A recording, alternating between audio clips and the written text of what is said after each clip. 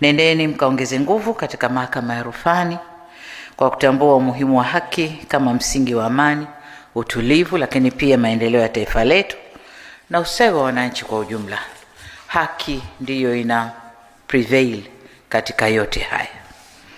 Nendeni mkaitumikie nchi kwa uadilifu, weledi na uzalendo kama mlivyo hapa. Mmeapa mtafanya kazi bila upendeleo, huba, chuki.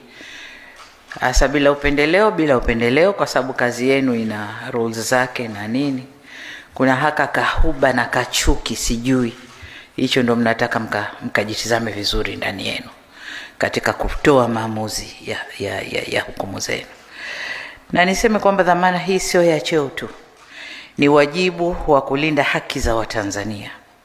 Katika maamuzi yote mnayofanya, kumbukeni kauli hii, kwa kuwatumikia wanadamu ni kumtumikia Mungu. Na nimeshawaambia mara kadhaa kwamba kwa hapa duniani ukiacha Mungu anayesimamia haki za wote, wengine ambao Mungu amewateua kusimamia haki za wenzenu ni nyinyi majaji katika ngazi zenu tofauti. Kwa hiyo mnafanya kazi kubwa na niseme wajibu au dhima.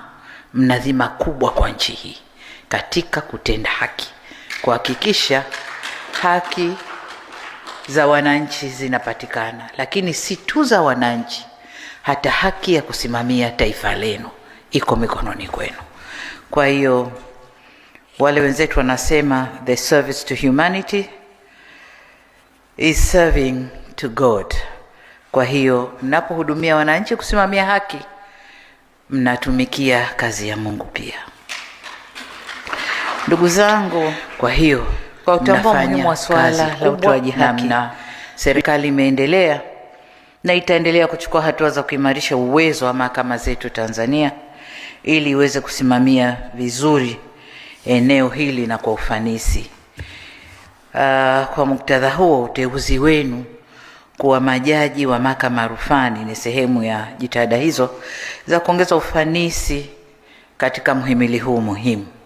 Tumefanya mengine mengi na nyinyi ni mashahidi kwamba mahakama zimebadilika kwa kiasi kikubwa. Zimeendelea kwa kiasi kikubwa sana katika miaka hii ya karibuni. Kwa hiyo sasa ni kuongeza watu wenye dhamira ya kufanya kazi, wenye uwezo wa kufanya kazi, lakini wanaosimama kwenye mstari mzuri wa haki.